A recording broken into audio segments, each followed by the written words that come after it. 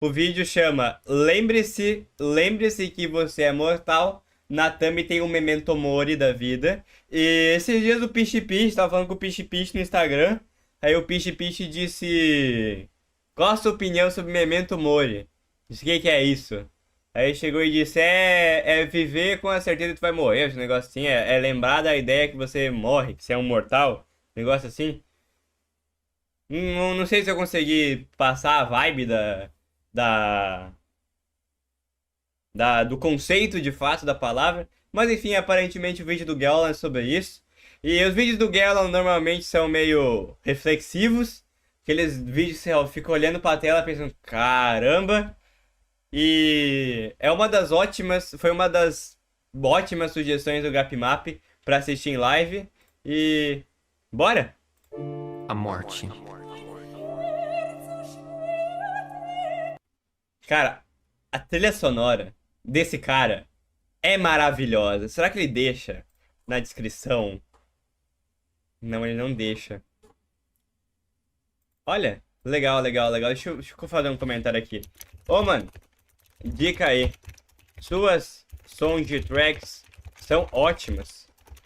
Você poderia criar uma playlist com todas as que você já usou e deixar disponível na descrição. Seria majestoso. Eu comecei a fazer isso. Coloquei, tipo, todas as soundtracks que eu usei desde, tipo, muito tempo atrás, desde a época do Dragon City, na descrição. E eu acho muito legal, tipo, ter uma playlist com tudo lá guardado, tipo, sei lá, né? Pra mim é uma ideia muito boa, inclusive. E pra galera que tem interesse em ir atrás das músicas também é muito útil. Às vezes toca uma música num vídeo e você pensa, pô, qual que é o nome dessa música? Eles têm que ir atrás. Mas enfim. A simples menção a essa palavra provoca um desconforto, um tremular do espírito que recomenda mudar de assunto. Não cai bem, né? Falar da morte. Não é bom ser lembrado dela. Já basta quando ela aparece, sem aviso, entre amigos, parentes, perigosamente perto. Pior que às vezes, pelo menos pra mim, acontece o fenômeno de, tipo, em um momento completamente aleatório do dia. Totalmente unexpected. Eu só penso, caramba, eu tô vivo. Mas, tipo, não é um caramba, eu tô vivo de Nossa Senhora, minha célula está utilizando adenosina trifosfato para manter seus processos funcionando. Não, é uma vibe tipo, caramba, eu estou vivo. Isso aqui é algo que existe. E meio que junto com a ideia de eu estou vivo, parece que vem colada, grudada, fusionada, sabe? Um único bloco assim, a ideia de eu não vou mais estar vivo a partir de dado momento. E é um pouco assustador, sendo bem sincero, a ideia de deixar de existir. E por um Embora não seja necessariamente uma ideia que me assusta, porque afinal, tá, eu não acho que a inexistência seja necessariamente um contexto problemático. Até porque eu inexisti por aproximadamente uns 13 bilhões de anos e, sinceramente, não me incomodou muito o que aconteceu durante a inexistência. Até porque eu não existia. E aí, eu passei a existir. E eu vou voltar para esse estado que eu tava de não existir. E assim, não me pareceu algo ruim de ter passado nesses 13 bilhões de anos. Meu celular caindo, bomba. Pronto, arrumei. Não me pareceu algo ruim. E assim, tem pontos positivos. Estar vivo, beleza, eu consigo desfrutar do prazer de ver um bom vídeo do Gelon, mas eu também tenho que sofrer com a dor da existência em vários momentos e passar por uma série de problemas que meio que vem de brinde junto com a sua vida. E na inexistência, aparentemente, não vou ter esses problemas. Claro, se você assume uma perspectiva teísta, teológica, né? Aí é outra coisa, aí é outro feeling, outra maneira de encarar a morte. Mas pelo menos eu encaro dessa maneira. Eu não. Acho que não é algo ruim, né? E se for algo ruim, eu nem vou estar lá pra sentir, né? Nem vou estar aqui. Lembra de uma fala que é atribuída ao Diógenes, não sei se é real, mas tem a história que conta do Diógenes falando que. Pegando uma caveira e falando que dos ossos meio que ser o mesmo fim de um rei de escravos. Não sei se era do Diógenes também. O Diógenes também parece que tinha uma pira de. Ah, eu vou morrer em algum momento e quando eu estiver morto não vou me importar. Ah, eu não sei, gente. Talvez não seja. Talvez eu esteja maluco, né? Nem se entediou nesses 13 bilhões de anos. Nem tédio eu senti. Nem tédio. E assim, passou rapidão, né? Passou rapidão. Imagina que engraçado nós respawna. Tem um. Nós tem uma reencarnação de fato, imagina que louco. Instante eu preciso admitir que ela existe, que ela tá aqui e que ela espreita cada passo, cada respiro. Mas a gente finge que não. É incômodo, afinal. Esses breves instantes de confronto com a morte são como ilhas perdidas na história da nossa vida. Momentos deslocados em que a gente foi forçado a dizer que sim, ela vai acontecer comigo e com você. Para morrer basta estar vivo, é preciso aproveitar. O tempo é curto, a vida é um sopro. Carpe diem. Ditados populares que todo mundo reproduz o tempo inteiro e que a menos criteriosa das observações denuncia, contudo, como meras palavras vazias. Porque a forma concreta como a gente vive a nossa vida e preenche os nossos dias dá a entender, pelo contrário, que a gente não faz a menor ideia que a gente vai morrer. E a gente desperdiça, assim, talvez a maior das bênçãos da vida humana. E vive de forma errada, inautêntica. Perde de vista o próprio sentido da nossa existência. E quanto mais cedo você perceber isso, melhor.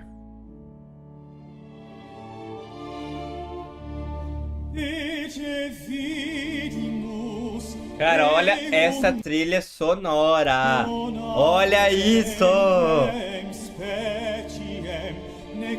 Memento Mori. Vou conhecer, eu vou ter que mandar esse vídeo pro Pichi Pichi. Pichi Pichi me perguntou disso. Pichi Pichi ia gostar de ver a minha opinião. Eu formando uma opinião, porque eu não tenho uma opinião, basicamente.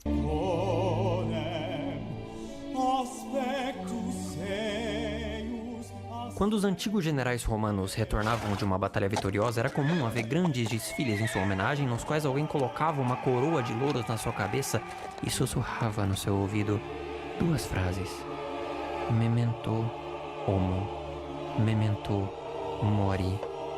Lembra-te que tu és um homem, lembra-te que vais morrer. Esperava-se com isso preservar um senso de humildade. Essa expressão latina, memento mori, tem raízes em antigos pensadores estoicos que diziam que uma boa vida requer o lembrete da morte. Tu poderias deixar a vida agora, diz Marco Aurélio. Permita que isso determine o que fazes, dizes e pensas. Veja, manter a morte em mente não se trata aqui de algo depressivo, mórbido, mas de um exercício de lucidez. Lembrar ativamente que o amanhã não me pertence muda o que eu faço e penso hoje. Muda em que sentido? Nossa senhora, olha o tempo que eu pausei. Perfeito agora. Foi só puxar um segundo que chegava do 3:14, perfeito. Mas qual seria a vibe? A vibe seria lembrar que é mortal pra poder aproveitar o tempo que a gente tá aqui. Não sei. Porque, tá, aí ele parece estar trazendo uma noção meio não depressiva de lembrar que é imortal, como ele comentou, né? Uma visão aparentemente mais saudável. De lembrar que, beleza, vai ter o seu fim, e é isso. E não algo de, caramba, eu vou morrer, que droga. Enfim, eu quero entender ainda. Tô só fazendo alguns comentários de percepções subjetivas de 3:14 segundos de vídeo, sendo que o vídeo tem 28. Prosseguimos. Ao longo da Idade Média, com a ascensão cada vez maior do cristianismo, essa expressão não só é preservada, como ganha outro tipo de força, na ideia fundamental de que a morte não é o fim, e sim o verdadeiro começo de uma vida eterna. O memento mori se torna aqui um lembrete de que cada dia é precioso e deve ser gasto praticando as virtudes que vão levar à salvação da sua alma. Legal. Mais ou menos o que eu tinha suposto, só que bem mais rebuscado e aparentemente meio mais filosoficamente sério, digamos assim. Isso se torna ainda mais forte no movimento de contrarreforma da Igreja já na Idade Moderna. 1648, por exemplo, é fundada em Roma a Congregazione della Buona Morte, uma congregação jesuíta muito bem sucedida que pregava para as pessoas a ideia de se alcançar essa boa morte através da constante meditação sobre a morte e a paixão de Cristo. Pensar sobre a morte deveria ser algo constante. De fato, o lema dessa congregação era Quotidie morimur. Nós morremos todo dia.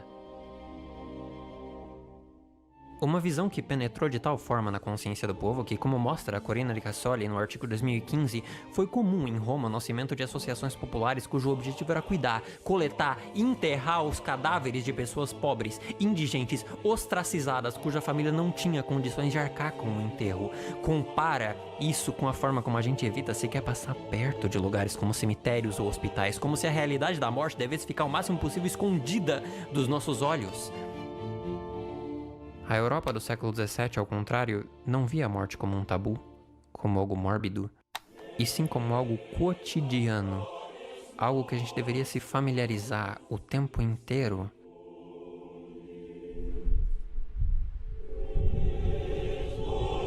Mas a gente deveria se familiarizar o tempo inteiro?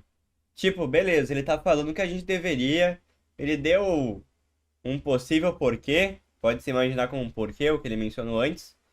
Mas não tô muito convencido de que eu deveria lembrar disso frequentemente. Bem sincero aqui. Talvez sendo até meio chato. Gente, meu chat travou. Foi mal, não vi nada. Vou atualizar o chat aqui. Aí eu vou vendo. A arte barroca, típica também da Contra-Reforma, eleva o memento mori a um tema recorrente. Crânios, esqueletos e outras representações diretas da morte se intrometem subitamente no meio das... Nossa, o Xaropinho mandou Raul Seixas no chat. A morte surda caminha ao meu lado e eu não sei em qual esquina ela vai me beijar. Nossa, essa música é muito boa, muito boa. Morte, morte, morte, que talvez seja o segredo dessa vida. Eu não tô conseguindo carregar o chat, gente. Tá bem triste aqui. Enfim. Pinturas, esculturas, monumentos, tal como a morte se intromete subitamente no meio da vida, sussurrando a cada encontro o lembrete dessa certeza. Memento mori, lembra-te que tu és um homem, que tu és mortal, que o abraço gelado da morte lhe aguarda em cada esquina, cada momento, um lembrete importante, fundamental, indispensável, que ao longo dos séculos foi se apagando, ficando mais fraco, até desaparecer por completo.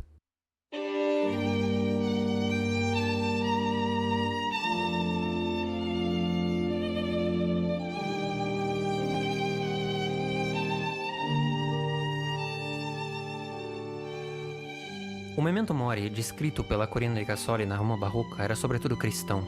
Vigiai e orai, diz o livro de Marcos, porque não sabeis quando será o tempo. Pensar na morte é aqui pensar na salvação da sua alma. A morte cristã não é a morte, e sim a vida eterna, que pode ser eternamente boa ou eternamente ruim, a depender do que você fizer nessa vida. Pois é, nesse caso faz muito mais sentido a ideia de lembrar que você vai morrer, porque afinal, se você fizer besteira e você não morrer, lascou. Se você não tiver de acordo com aquilo que é para estar de acordo, amigo, chama para toda a eternidade.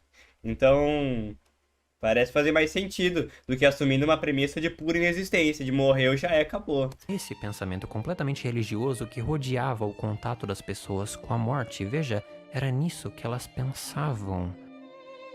Mas as sociedades ocidentais se tornaram, nos últimos anos, progressivamente menos religiosas. De fato, essa é por vezes apontada pela sociologia como a mudança entre as sociedades tradicionais e modernas, a perda da posição da igreja como centro de organização da vida, como aquilo que me dizia o que é verdade e o que é mentira, o que é certo e o que é errado, o que é bom e o que é ruim, o que eu devo ou não fazer.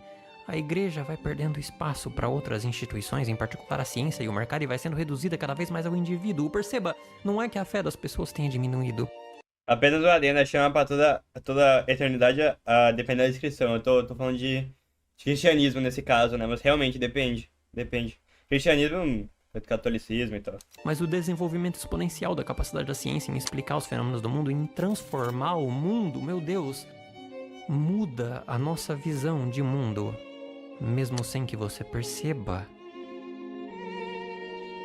A morte deixa cada vez mais de ser um destino inevitável, uma certeza, e se torna só mais um problema científico a ser desvendado e resolvido com o avanço da medicina. Um exemplo disso é como se tornou cada vez mais raro ouvir falar em morte natural. A nossa forma científica de ver o mundo exige que tudo tenha uma causa. Toda morte precisa de um motivo que não seja a nossa própria mortalidade inerente, veja, e sim um problema no fígado, um ataque do coração, uma doença respiratória, uma causa biológica que explique por que a pessoa... Mas não é? Tecnicamente, se a pessoa morre, tá, beleza, ela pode morrer de causas naturais, por assim dizer, né? Mas essas causas naturais, elas podem ser explicadas de uma maneira mais, sabe, direcionada. Então, se foi um problema no fígado, sabe, uma pessoa muito velha, tava quase pra morrer, basicamente.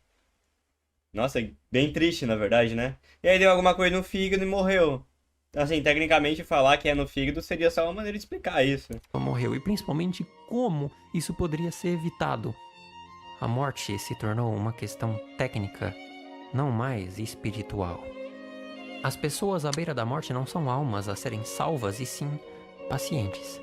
Máquinas com defeito a serem consertadas e que, se não tivessem com defeito, não tinham morrido. Se fossem consertadas, não tinham morrido.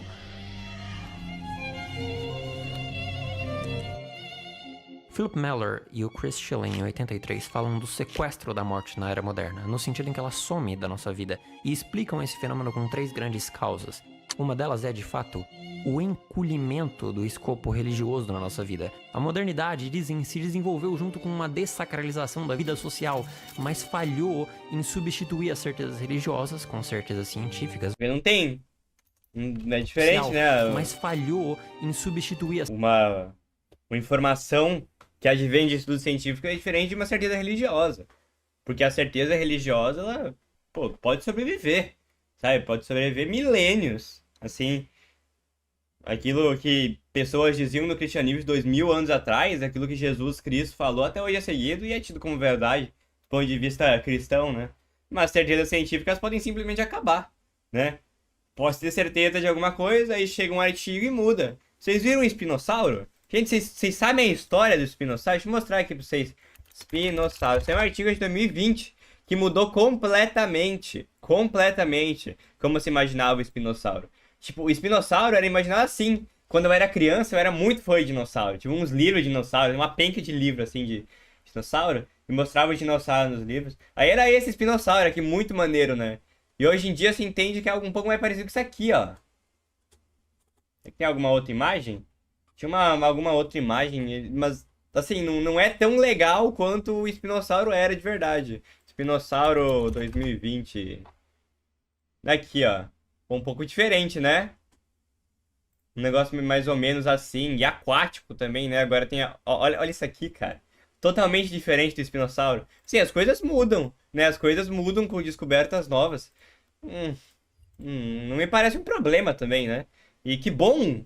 Eu acho que, na verdade, é algo positivo que as coisas mudam. Chega um método melhor e aí você acrescenta algo que antes você não conseguia verificar com o seu método.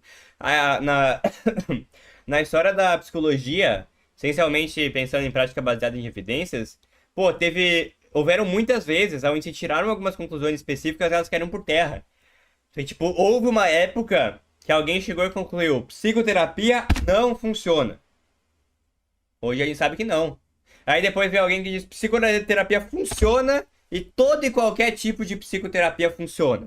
Toda e qualquer intervenção funciona, porque o importante é as questões, né, que aparecem em todos esses tipos de terapias, o vínculo do paciente com o psicólogo. E realmente, tem uma importância muito grande do vínculo do paciente com o psicólogo, mas também não está 100% certo na medida em que tem coisa que a gente faz estudos e a gente comprova que não tem tanta eficácia, né? Hoje em dia a gente entende algo que é diferente do que esses artigos que foram publicados falavam. A gente tem uma compreensão mais ampliada sobre isso e a gente estuda isso de uma maneira diferente.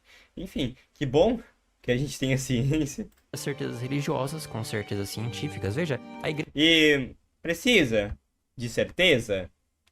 Realmente a gente precisa ter certeza do que vai acontecer com a gente após a morte para poder viver?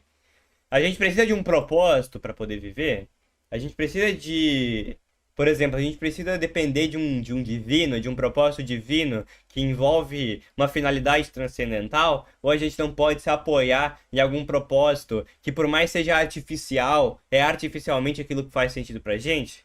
Aquela coisa de estamos condenados a ser livres, na medida em que estamos aqui como entes que possuem essa liberdade que o Sartre fala, e a existência precede a essência. Então, primeiro a gente existe, depois a gente encontra a nossa essência. Primeiro a gente existe, depois a gente entende aquilo que a gente tem como sentido, entende? Enfim. A igreja costumava não só explicar o mundo, Eu acho que faz muito sentido essas ideias do Sartre.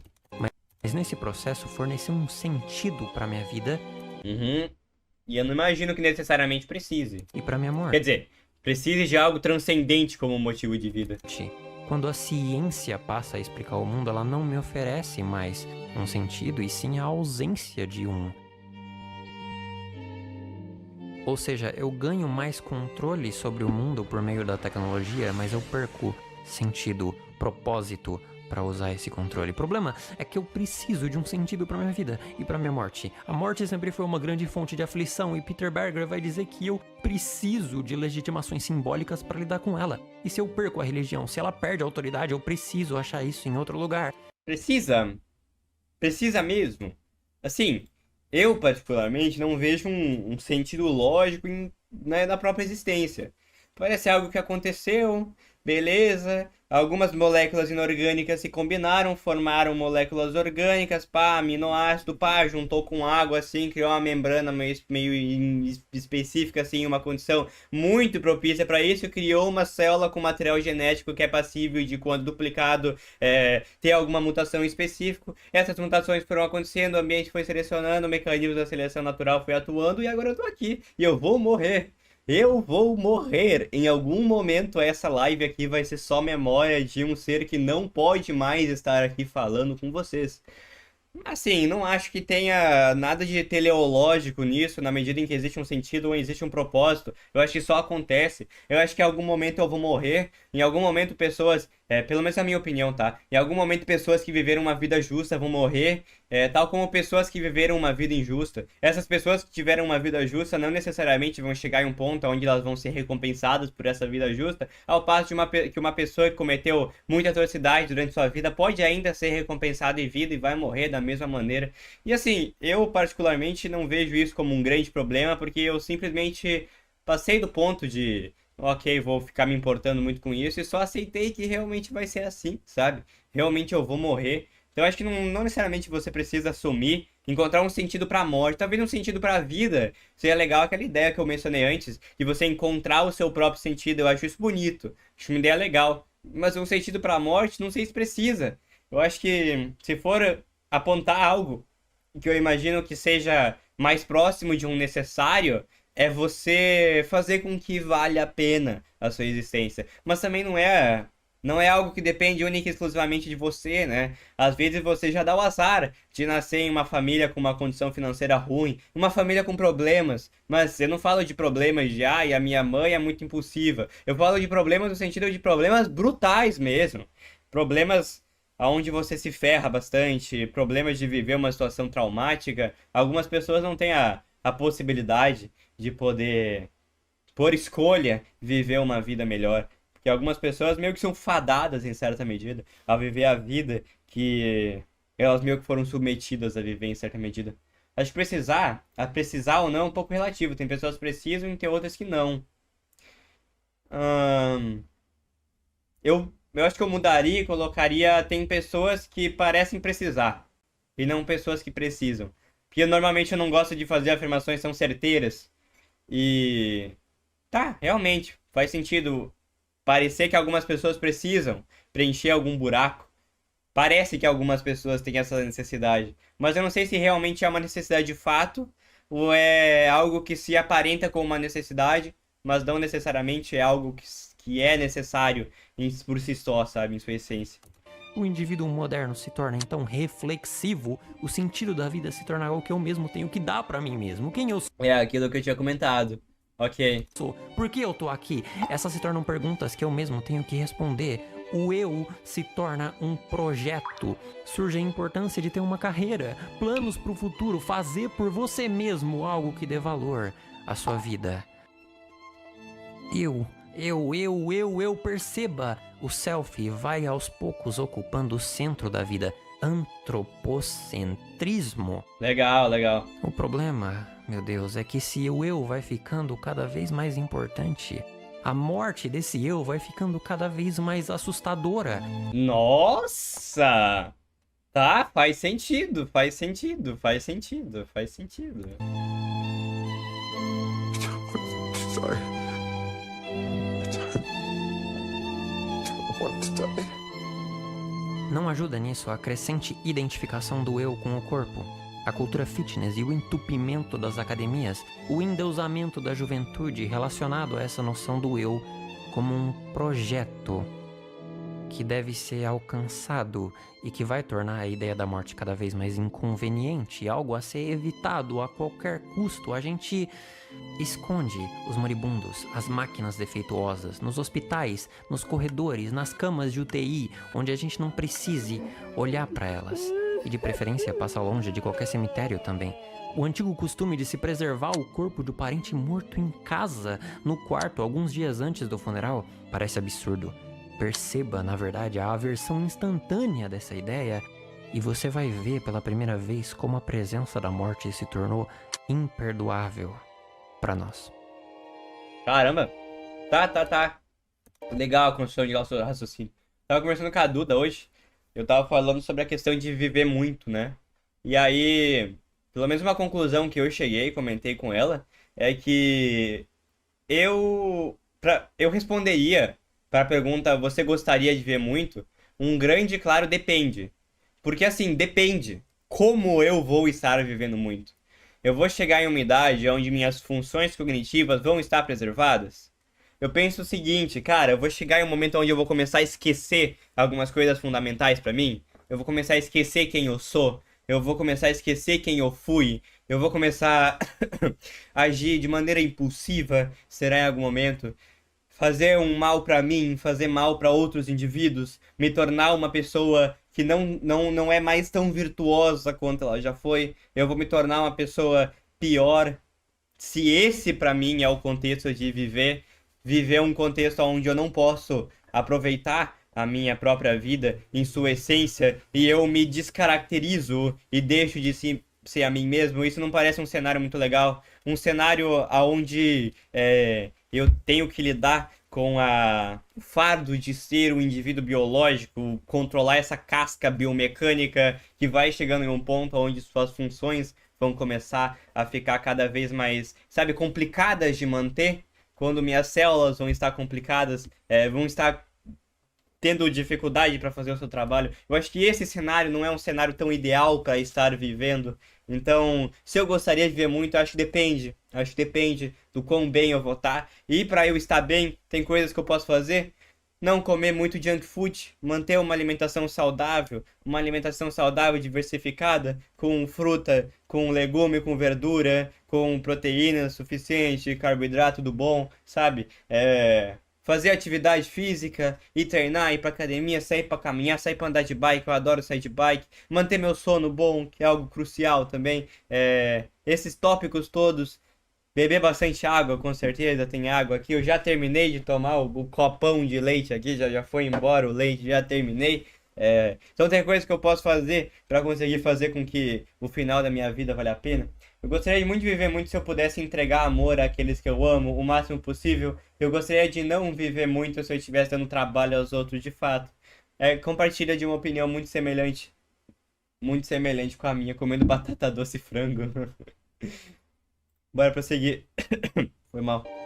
Em uma sociedade dominada pelos valores da juventude e da vitalidade, diz Brian Turner em 91, a morte se torna um constrangimento, em vez de uma faceta sempre presente da existência cotidiana. Só que ela é uma faceta sempre presente da nossa existência. Você não percebe? Ela sempre foi, e ignorar isso, fingir que não é, só vai produzir mais aflição e mais sofrimento.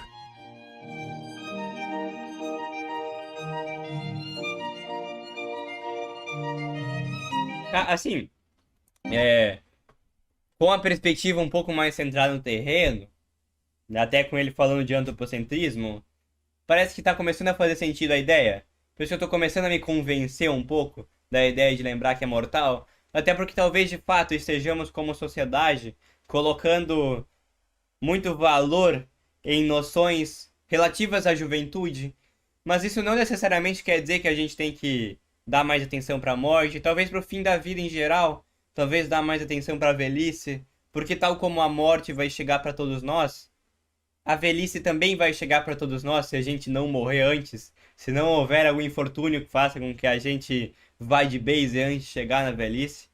E às vezes não se comenta muito sobre isso. É uma discussão até que é bastante puxada na faculdade de psicologia, o que eu acho interessante. Quer dizer, não é tão bastante puxada, mas eventualmente é trazido como ponto relevante a questão da velhice, né? Pega a grade de matérias de psicologia da UFS, não tem uma matéria sobre envelhecimento, tem matéria de processos psicológicos na infância, processos psicológicos na adolescência, a gente também fala sobre vida adulta, só que... E sobre a velhice, sabe? Eu acho que é relevante comentar também, e é relevante entender sobre aquilo que a gente está dando valor, se estamos dando muito valor para a juventude, mas a juventude vai passar, sabe? A gente vai alcançar a velhice em certa medida, enfim. E se eu ficar calvo ou careca e não der pra pôr implante, o caixão é a primeira opção. Ô, Gapimap! Ô, cara, eu aceitaria a minha careca, tá? A não ser que a Manual me patrocine. Me patrocina, Manual, por favor, por favor, por favor. Manda pra minha casa uns produtos de cabelo. Bora, bora. A era moderna parece então reduzir a morte a um mero problema. Uma inconveniência, uma questão técnica, teimosa que insiste em perturbar os meus planos, o meu projeto de vida, de cuja realização depende mais do que nunca o sentido da minha existência. Parece bastante um problema, né? Aquilo que eu ia falar, complementando aquilo que eu mencionei no começo do vídeo, a inexistência não me parece um problema. Inexistir não me parece um problema, mas o processo de morrer parece. Porque eu, pelo menos, não consegui conceber algo possível pra mim que vá me fazer passar do processo de existência pro processo de inexistência sem sentir uma dor do caramba. Eu acho que deve ser doído morrer. Esse parece ser o retrato que nós pintamos. Mas não deixa de ser curioso que o único ser vivo que sabe que vai morrer seja também aquele que precise negar tão veementemente a própria morte. Será que somos os únicos seres vivos que sabem que vão morrer? Quer dizer, eu nunca vi um esquilo falando, droga, eu vou morrer. Ou um esquilo ficando ansioso, droga, eu vou morrer. Mas sei lá, né? Não tá na cabeça deles. Sei lá, o meu cachorro pensa? Não sei, não tô na cabeça dele pra poder falar, né? Até ia surgir uma galera tentando estudar psicologia animal, alguns métodos por analogia, alguns métodos comparativos entre animais, comportamento de animal antigamente e tudo mais.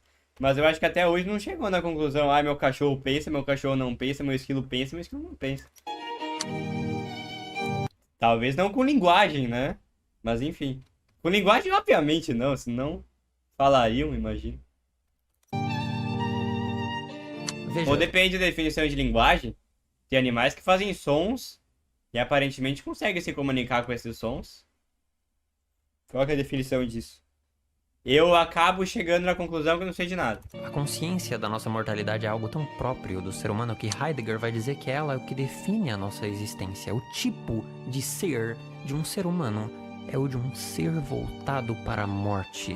Nós somos a... Será que se a gente pegar um indivíduo, uma criança, não fala nem nada, um bebê acabou de nascer, e aí a gente faz ele crescer sem ninguém, sem ninguém, na verdade sem ninguém não, né?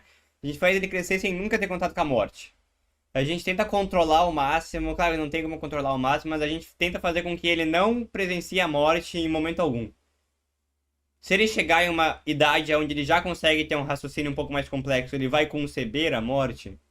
Talvez sim, mas todos, se a gente fizesse com vários indivíduos, claro, os comitês de ética não iam apoiar isso, provavelmente, né? Mas se a gente fizesse isso, será que ele ia conceber a própria morte? Será que é de fato algo inerentemente humano? Ou a gente conhece a morte porque a gente inegavelmente tem contato com ela? Será que a gente acaba tendo contato com a morte e por isso a gente a conhece? Ou a gente conhece a morte, concebe a morte já como algo que meio que chegou a um ponto e o ser humano chega nessa conclusão? Do ponto de vista que eu ainda existo, antes de ter construído qualquer coisa, como família, amigos, etc., não me parece problema. Mas ainda existir após ter construído tantas coisas, ter cativado tantas, e aí o Gapmap cortou a mensagem e vai construir mais coisas depois. Tá, realmente, aí tem algo a mais a se pensar, porque pessoas vão se afetar com sua inexistência.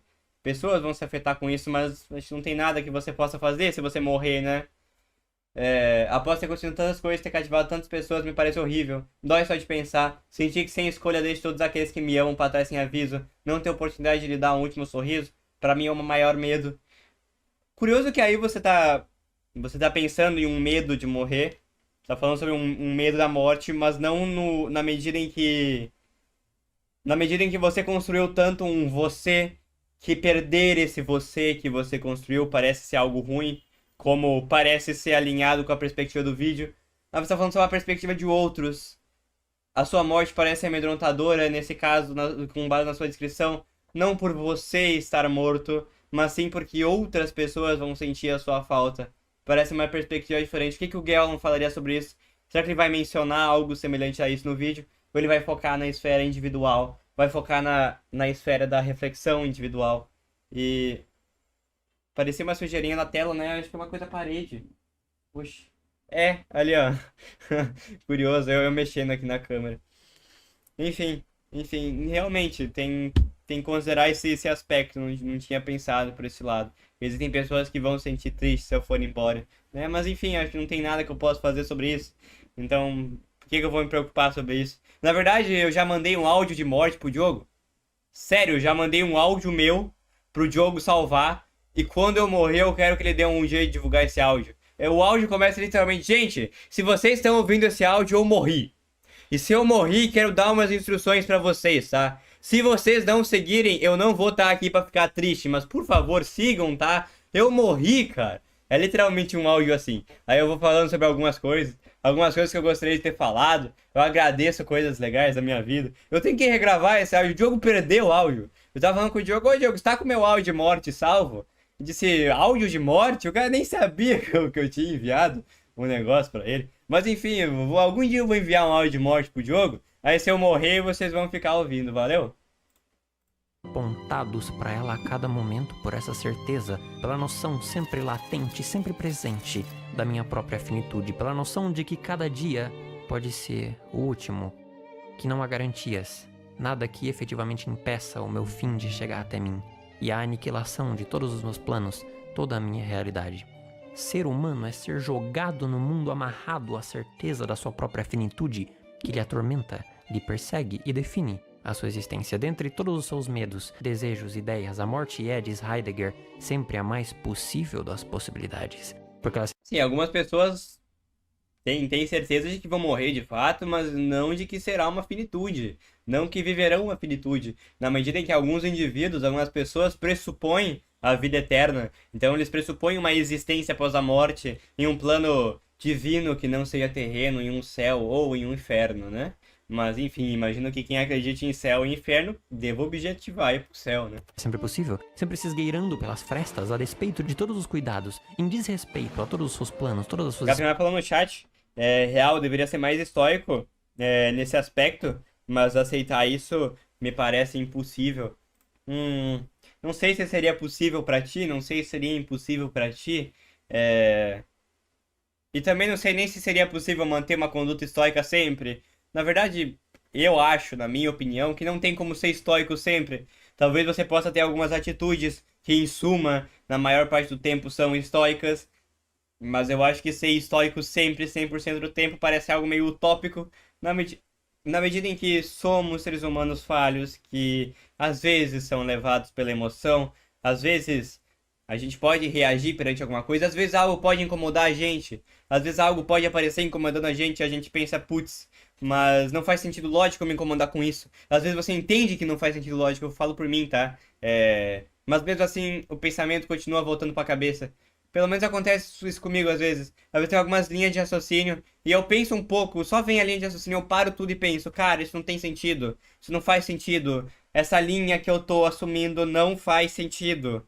Só que depois de um tempo, ela volta sem que eu consiga ter controle sobre isso, ou aparentemente sem que eu consiga ter controle sobre isso. Como lidar com isso? Não faço a menor ideia. Talvez algum dia eu faça ideia. Só preciso conhecer. Eu vou tirar o jaleco, tá? Ai, que ideia foi essa de fazer live de jaleco?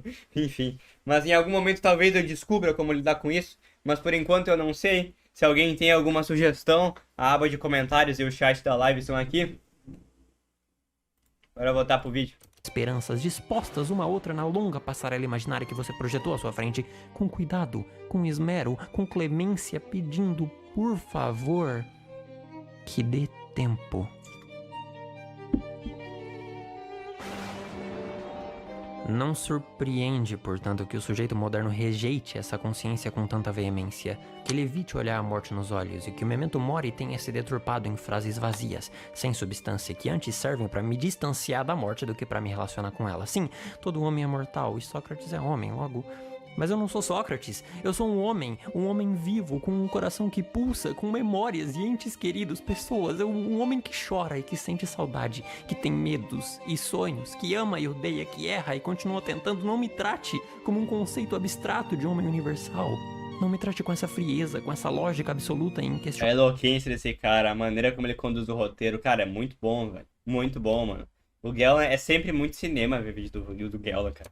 Não me force a aceitá-la, não me faça ver que eu não sou exceção, que eu não passo de um Sócrates, de um conceito de homem que morre num acidente de trânsito, numa esquina movimentada, numa bala perdida ou numa epidemia de gripe. Que eu não sou diferente das pessoas que aparecem na TV, dos números que saem no jornal. Porque eu preciso ser, eu preciso de um sentido. Eu fui expulso do paraíso e agora tem um vazio que eu tenho que preencher. Porque Deus está morto, a igreja não funciona mais e eu preciso da minha família, da minha carreira, do meu projeto, do meu sucesso, de alguma coisa que me prove que tudo isso tem sentido, que eu tenho valor, que tem um motivo para eu estar aqui. Não peça isso de mim. Como eu poderia viver sem isso? Como eu poderia morrer sem isso? A negação da concretude da morte vem, portanto, como um mecanismo de defesa, uma proteção contra o absurdo existencial que a queda do simbolismo religioso nos deixou, o que torna tudo isso perdoável, mas ainda assim, trágico. Pois negar a realidade da morte, diz Heidegger, é viver de forma inautêntica. Ver a morte de forma abstrata, projetada num futuro indefinível, nos outros, ou num conceito de ser humano e não aqui, em mim, agora, na sempre presente possibilidade do meu fim, é negar que eu sou humano. É viver em contradição com aquilo que eu sou, um ser voltado para a morte. Um ser à espreita, ansioso, angustiado, que morre a cada minuto que vive. A conclusão de que ele tirou, de que a queda dessa perspectiva religiosa como hegemônica faz com que a gente tenha medo da morte em certa medida, na medida em que passamos a valorizar o trajeto de carreira, parece ser algo que faz sentido a princípio, mas eu penso até no comentário que o Gapimap fez, que ele afirmou um certo medo da morte, mas que não parece estar ligado com esses aspectos. Não sei necessariamente se esses aspectos poderiam ser tidos como a causa, ou pelo menos uma possível causa, talvez uma possível causa de fato, mas não há causa definitiva. E também não me parece absurda a ideia de uma pessoa que não necessariamente tem um grande projeto de vida, não necessariamente tem uma grande noção para o seu futuro, não necessariamente tenha muitos planos e não tem uma crença religiosa e não se afeta com a questão da morte. E pensa, beleza, em algum momento eu vou morrer e é isso, né? Às vezes, eu não vou mentir, às vezes de fato vem uma certa ansiedade com incerteza, não sei se eu posso definir como ansiedade, mas vem aquela coisa de caramba, eu vou morrer, como eu mencionei, tipo, se lembrar caramba, eu estou vivo, mas caramba, eu morro. Parece ser... Parece não, soou assustador em certa medida pra mim, Só que pelo menos não é algo que me trava, não é algo que eu penso todo dia, caramba, eu vou morrer. Às vezes é algo tipo, caramba, eu vou morrer e depois passa. É como se eu pensasse, caramba, eu estarei morto, mas aí depois de um tempo, ok, tudo bem. Porque como eu disse, a inexistência me parece um problema. E pensa bem, às vezes você joga um jogo muito bom, é um jogo ótimo, um jogo maravilhoso, ou você vê um anime muito bom, um anime ótimo, um anime maravilhoso, mas ele acaba. Você vai ficar triste por acabar ou feliz porque tem a propriedade, a possibilidade de poder vivenciar aquilo, sabe? A possibilidade de poder assistir aquilo. Eu penso em One Piece, cara. Eu vi 1000 episódios de One Piece. 1000 episódios não, na minha época. Na minha época, olha. Quando eu terminei One Piece não tinha 1000 episódios. Tava no 900 e alguma coisa. Mas enfim, eu li 1000 capítulos. 1144 capítulos. E eu ainda gostaria de ver mais dessa história. E provavelmente quando acabar eu vou sentir uma certa falta dessa história. Mas pelo menos eu pude acessar essa história, eu pude conhecer essa história, eu pude estar aqui vivo, em certa medida. Talvez seja algo legal. Todos Algo engraçado que eu comecei a ouvir muito ultimamente. Pera, deixa eu colocar a tela cheia aqui. Pronto. Comecei a ouvir muito ultimamente sobre pessoas que creem em céu e inferno. Sobre pessoas que creem em céu e inferno, tornou-se bem comum jovens falando que não querem ir para o céu, pois de acordo com o que ouvem dos pastores que leem a Bíblia como padres e pastores, pessoas que leem a Bíblia como padres e pastores, repetiu 2 vezes o padre e pastores, né? Iriam para lá por crer, e eles dizem que não gostariam de estar no mesmo lugar que pessoas como João de Deus e outros cristãos, mas aí depende, né? Depende, porque você pode assumir a perspectiva de que a salvação vem pela fé, que Lutero fala isso, ou você pode assumir a perspectiva de que a salvação vem pela fé e pelos atos, pelo que a pessoa faz em vida, pelo quanto ela se devota e pelo que ela faz de bem e não pelo que ela faz de mal. Se ela segue a palavra corretamente, se ela não rompe com os mandamentos, se ela de fato segue aquilo que está estipulado para seguir. Então também depende um pouco da crença que você assume, né? Mas aí você está falando sobre pessoas, né? Sobre pessoas que creem. Tornou-se bem comum jovens falarem que não querem ir pro céu. Eu nunca vi isso, na verdade, né? Mas enfim, você não tá falando de você tá falando de pessoas. Mas. Pois é, essa coisa. Não necessariamente essa é a perspectiva. Você pode assumir outra perspectiva, né? Se o Capivara manda mais algo. É engraçado, pois nesse caso você está aceitando a proposição do padre ou pastor de que ele irá pro céu. E se você crer, irá também. Mas sem argumentar contra isso. Certa medida sim, né? Certa medida sim. Eles só estão assumindo a premissa de céu e inferno sem pensar muito sobre isso, ou sem considerar outras perspectivas. Claro, eu tô partindo do pressuposto de que só estão assumindo porque alguém falou, meio que como se fosse um argumento de autoridade, como você tá falando, né?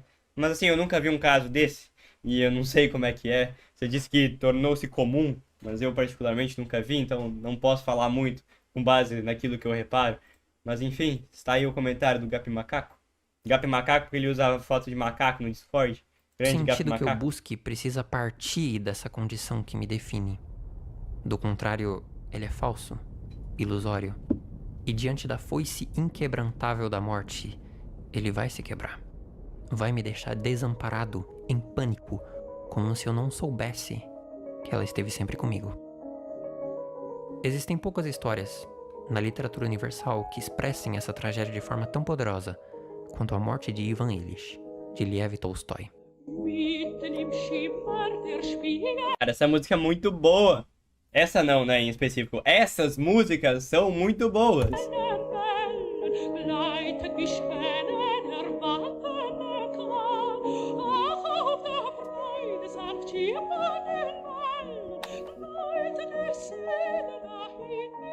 A história da vida de Ivan Illich foi a mais simples e rotineira, e também a mais horrível, diz Tolstói.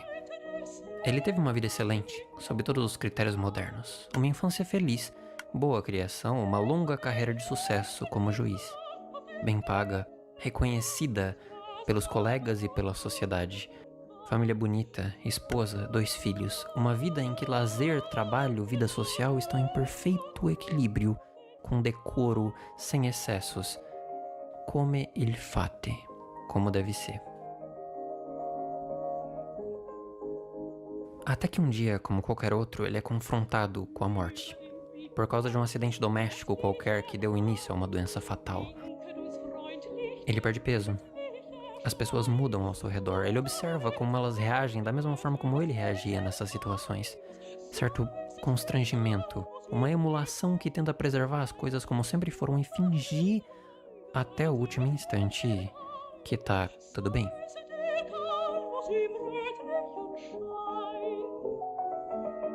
Depois de toda negação e incredulidade, surge nele mesmo um sentimento de pânico, somado com indignação, como se isso não pudesse estar acontecendo. Com os outros, talvez. Com o conceito abstrato de homem, talvez. Mas não com ele.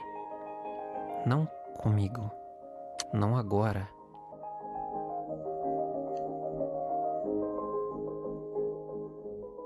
No fundo da alma, diz Tolstói, Ivan Illich sabia que ia morrer. Mas não apenas não estava acostumado com a ideia, como pura e simplesmente não pensava no assunto e não conseguia, de maneira nenhuma, compreender aquilo. Veja, por ter passado a vida inteira evitando uma relação autêntica com a morte, vendo ela num futuro abstrato, incerto, quando ela efetivamente aparece e furta o restante da vida de toda a importância, ele clama por uma explicação, um motivo para ele estar passando por isso. Que ele não consegue encontrar, porque ele fez tudo certo. Ele viveu da forma que se deve viver, aprovada por todos, meu Deus. E admitir que toda essa aflição, esse sofrimento às portas da morte só pode resultar de uma vida que foi inautêntica, é inadmissível, impossível. Mas é a única explicação possível. E quando ele admite isso, que a sua vida inteira foi vivida errado, minutos à beira da sua própria aniquilação, é que Ivan Illich consegue, finalmente, se libertar. Na sua... Cara, que loucura, né? E sabe o doido? Provavelmente deve ter muita gente que, in the real life, passa por uma coisa assim, na medida de chega um momento, percebe que a morte está tocando na porta, está fazendo toque-toque na frente da porta e começa a pensar sobre isso, a refletir sobre isso, a conceber isso, a entender isso. Pô, a gente vê algumas obras onde isso acontece e, na verdade, deixa eu mostrar pra vocês como é que era o nome do cara, pera. Deixa eu ver aqui, se eu encontro. Aqui, gente, esse vídeo aqui do Felipe Araújo, descobriu um câncer aos 25 anos, e esse é um alerta pra você. Gente, esse vídeo é muito bom, tá? Esse vídeo é muito bom mesmo. Eu vou pegar o link e mandar ele no chat, porque, sério, ele te faz até refletir sobre algumas coisas, te faz pensar sobre algumas coisas, e eu acho isso muito interessante. E imagina o tanto de gente que deve ter se deparado com essa notícia apenas quando o câncer começou a ficar, de fato, muito forte, sabe? Pessoas que vivenciaram em sua frente uma possibilidade de morte. Tipo, imagina o quão chocante isso deve ser, o quão chocante conceber isso. Pô, Breaking Bad não é isso, cara. O Walter White descobrindo a questão do câncer e mudando, assim, algumas perspectivas dele, começar a viver de uma maneira diferente. Eu penso também no Gregor Samsa de Metamorfose, que, poxa, passa por uma situação que, beleza, é bem fantasiosa se tornar um inseto repugnante, mas tem uma reflexão com relação a isso, com relação ao tratamento, com relação a como ele foi tratado depois disso, com relação a como isso desenrola na realidade das coisas. Cara, é muito louco. E assim, se vocês até quiserem, a gente pode ver esse vídeo em live em algum momento, assim. Talvez tenha como comentar algumas coisas mais reflexivas, porque ele é um vídeo mais contando histórias, sabe? É mais contando sobre o que aconteceu com ele e dando alguns alertas relevantes. E, cara, sério, vejam esse vídeo, por favor. Uma recomendação pra vocês, porque eu acho ele muito bom, acho ele, sabe? É só um vídeo de um cara falando com uma câmera, mas ele é honesto e traz uma mensagem, sabe? Por mais que seja só um cara falando sobre isso, pelo menos pra mim ele trouxe uma mensagem. Que depende, em certa medida, de uma reflexão sua também. E caramba, tem bastante gente no chat, apareceu uma galera aqui. O universo é grande pra caralho. Monkey Gap. Top 10 frases. Finalmente, se libertar. Monkey Gap. Na sua confissão, um relato escrito alguns anos antes da morte de Ivan Illich, Tolstói expressa de forma muito pessoal alguns temas que vão surgir depois na história. A pergunta fundamental que ele se faz aos 51 anos é se existe na minha vida algum sentido que não seria aniquilado pela morte, que me aguarda de modo inevitável. Em outras palavras, o propósito em torno do qual eu preencho a minha vida é ou não capaz de resistir à minha própria finitude? Essa é uma pergunta que você também deve fazer, pois a sua morte é uma certeza. Ela é mais certa do que todos os seus planos. Ela pode vir depois, ou daqui a um ano, ou amanhã. Pense nisso com clareza. Ela pode vir amanhã. Não fuja dessa certeza, nem é preciso se entristecer por ela. A qualidade de uma vida não é determinada pelo seu tamanho, da mesma forma que um círculo não se torna mais perfeito, aumentando a sua área. Faça Boa, que analogia legal, legal. com a natureza finita da sua existência. Ser voltado para a morte não precisa ser uma maldição. Pelo contrário, reconhecer que o amanhã é incerto, que cada instante é uma bênção, pode te ajudar a encontrar paz, ou o verdadeiro sentido do seu simples estar aqui agora. Tolstói percebe que aquilo que impede as pessoas de receber a morte com tranquilidade quando ela vem é a constatação terrível de que diante dela tudo aquilo que antes dava sentido à vida desmorona. E subitamente eu não posso morrer agora. Eu ainda nem fiz isso, nem aquilo. Eu ainda não consegui, eu ainda não pude. A modernidade instituiu um jeito de ver a vida que nega a própria essência da vida humana. Um sentido baseado numa ideia de projeto, na perpétua autorrealização de mim mesmo que nunca termina e sempre se projeta a um futuro que nunca chega. Perceba a natureza ilusória dessa busca. Se o sentido da sua vida estiver no futuro, ou se ele depender da sua eterna presença aqui, ele não existe de verdade. Pois entre você e o futuro, e entre você e a eternidade, tem a morte. E talvez então melhor seria não buscar o sentido da sua vida, e sim o sentido da sua morte. Ah, legal. Tava questionando a ideia por aqui, mas tô vendo sentido nela. Tô vendo sentido na construção de raciocínio, em como ele desenvolveu as coisas. E é bonito, na verdade, né? Tem uma coisa que ele não falou durante o vídeo, que é sobre a questão de que ele tá partindo do pressuposto de que meio que existe um temor na morte. E como isso dialoga com o suicídio? Tem pessoas que cometem suicídio de fato. Tem pessoas que optam por dar um fim na sua vida. E assim, a gente entende como algo trágico, a gente entende como um grande problema. Eu queria até fazer uma provocação aqui pra vocês. Por que é um problema? Nossa, tomara que não peguem esse corte e tirem do contexto. Por favor, ouçam até o final, tá?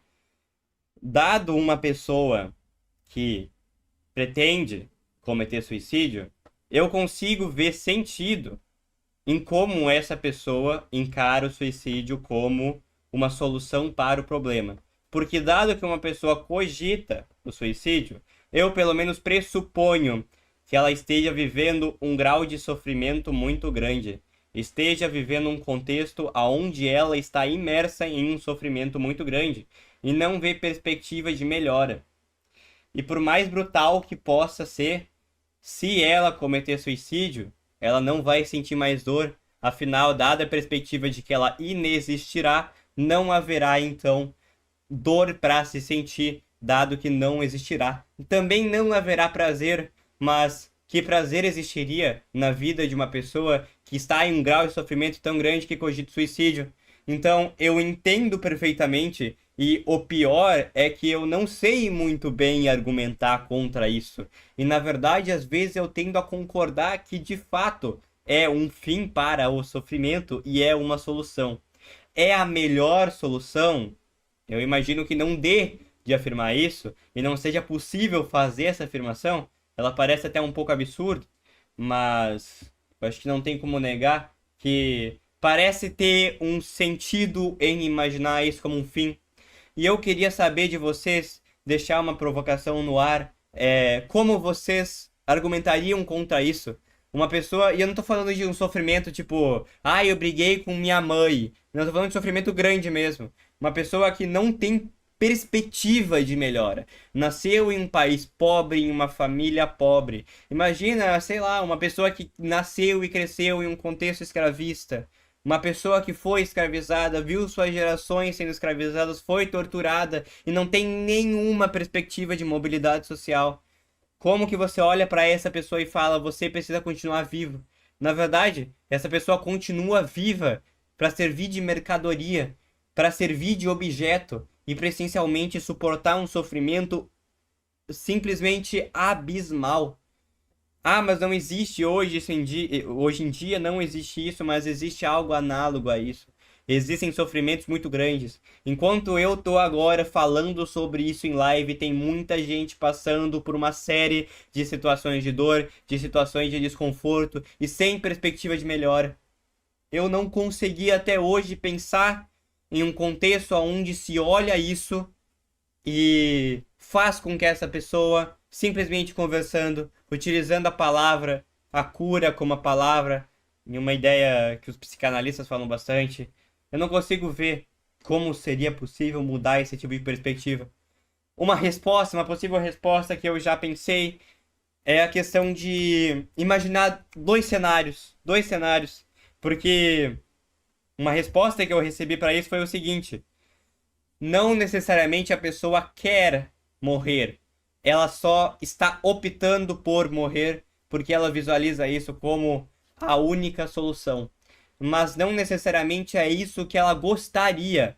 Não necessariamente é o objetivo que ela gostaria de fato ter.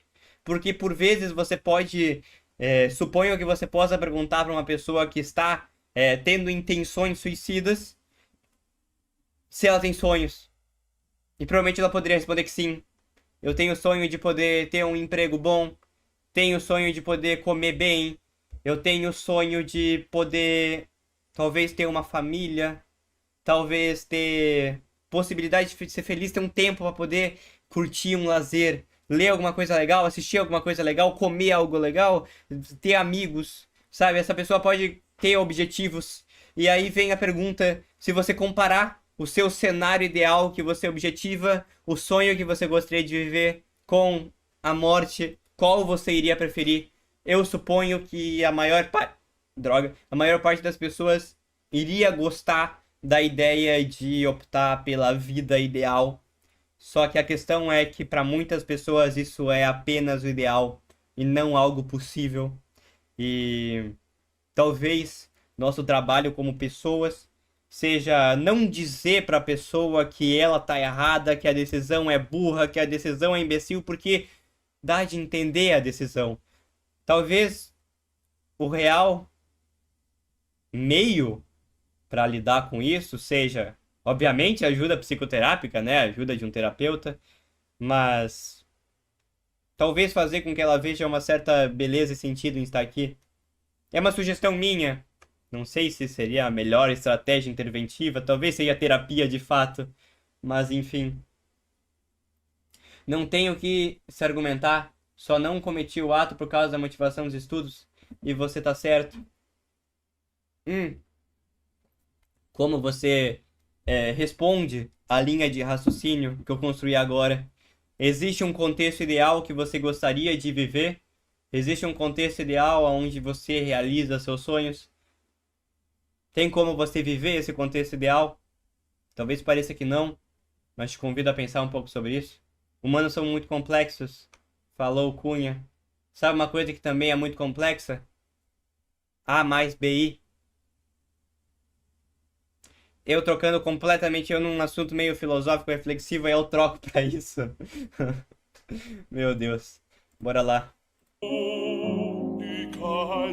Enfim, é uma coisa que o vídeo não compreende, uma coisa que o vídeo não trata. E na verdade, sendo bem sincero, eu gostaria muito de ver um vídeo do Gelon sobre isso. E eu posso até comentar aqui, meu Deus do céu. O bom de ser um canal grande é que às vezes aparece notificação. Não sei se vai aparecer notificação no meu comentário pra ele, mas às vezes aparece, espero que apareça. Mano, opa, deixa eu comentar um outro comentário. Sugestão. Gostaria de saber o que você pensa sobre pessoas que deliberadamente optam pela morte, suicídio. O que você vê disso?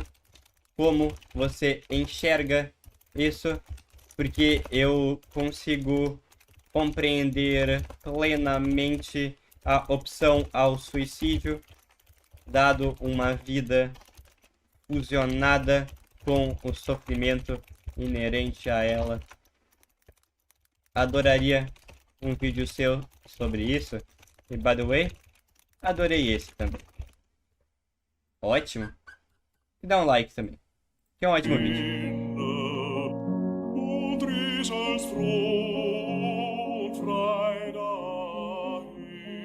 Foi Montaigne quem disse que filosofar é aprender a morrer. Refletir sobre a existência, projetar sobre ela significados e valores, é inevitavelmente rodear a questão da morte. E é inevitavelmente se preparar para ela. Abandonar as nossas ilusões sobre o que é a existência de fato, tornar clara a sua verdadeira natureza, nos ajuda a viver. E viver autenticamente.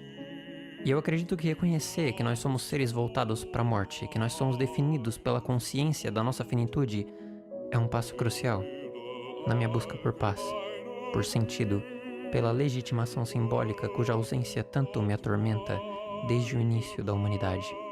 Existe um vazio que precisa ser preenchido e todas as religiões são uma tentativa de lidar com isso.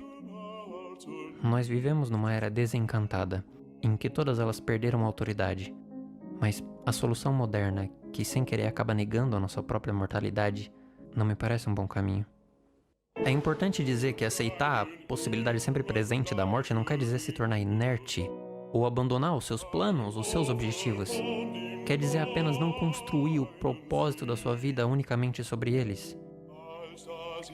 Ser capaz de abandonar essa ideia tão perniciosa de que a sua vida só vai ter valor, só vai ter valido a pena se você fizer isso, ou se acontecer aquilo, ou se você mudar aquilo. Seja gentil consigo mesmo. Você não precisa provar nada. Perceba isso e sinta se a ideia da morte se suaviza um pouco. Cara, legal, cara. Legal, muito legal a reflexão. Simplesmente muito maneiro, porque não é um lembrar da morte como algo trágico, é um reinterpretar como a gente concebe isso, sabe? Tipo, não é sobre reinterpretar a morte em função da morte, e sim em função da vida em certa medida. Isso é maneiro, cara. Isso é maneiro. Olha ao seu redor nesse momento. Olha o cômodo em que você tá. As paredes, Eu o literalmente computador, olhando. o celular à sua frente, o seu corpo, as suas roupas. Perceba que você existe e que o mundo existe. Perceba que vocês dois são um só, pois o mundo existe na sua mente, da mesma forma que você. O mundo existe na medida em que a sua mente projeta a sua luz sobre ele. Ele existe aqui e agora porque você está aqui e agora. As paredes são desse jeito. Cara, que brisa, mano. Sabe quando eu tava descrevendo sobre quando eu tô andando e do nada eu lembro disso? É o mesmo feeling. Só que agora é induzido por um vídeo do Gelon. Agora... Nossa, eu esqueci de colocar o vídeo em tela cheia, foi mal. Pronto, agora tá em tela cheia. Porque você está aqui entre elas. O chão é desse jeito porque você está aqui em cima dele. O ar que você respira, o céu que lhe encobre, as ruas, os prédios, todos eles são exatamente como são, porque existem em você.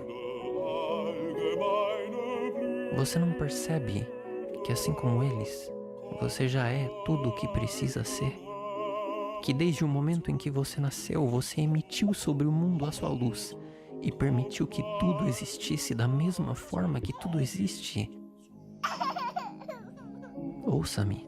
Se você consegue aceitar as ruas, as paredes, o chão e o céu, por que não aceitar a si mesmo também? Pô, que construção de raciocínio maneira! Cara, que maneiro! Vou fazer corte desse, Henrique. Vou fazer. Nossa, que corte, cara. Que corte, cara, muito maneiro. Realmente, realmente. Cara, primeiro, ele propõe o exercício de olhar ao seu redor e ele fala sobre você ser parte do mundo que você vive de fato. Uma vez eu tava andando e tive uma conclusão que parece muito óbvia, mas muito não óbvia ao mesmo tempo. Tava andando, olha só, os pensamentos vindo enquanto estou andando. E aí eu pensei o seguinte, caramba, eu mudei o mundo. Aí você me pergunta, como assim você mudou o mundo? Quando a gente fala em mudou o mundo, a gente pensa em algo grandioso. Nossa, a Guerra Fria mudou o mundo. A hegemonia estadunidense mudou o mundo. Mas a gente não pensa nisso. Eu, tecnicamente, mudei o mundo quando eu joguei esse post-it aqui. Eu modifiquei algo que está no mundo. Eu tenho a capacidade de modificar as coisas que fazem, que são pertencentes ao conjunto de coisas que estão no universo. Então a gente tem o poder, se é que podemos chamar isso de poder, de alterar as coisas. E tecnicamente somos parte do mundo, somos parte do universo, somos matéria, estamos submersos em um tempo que está passando.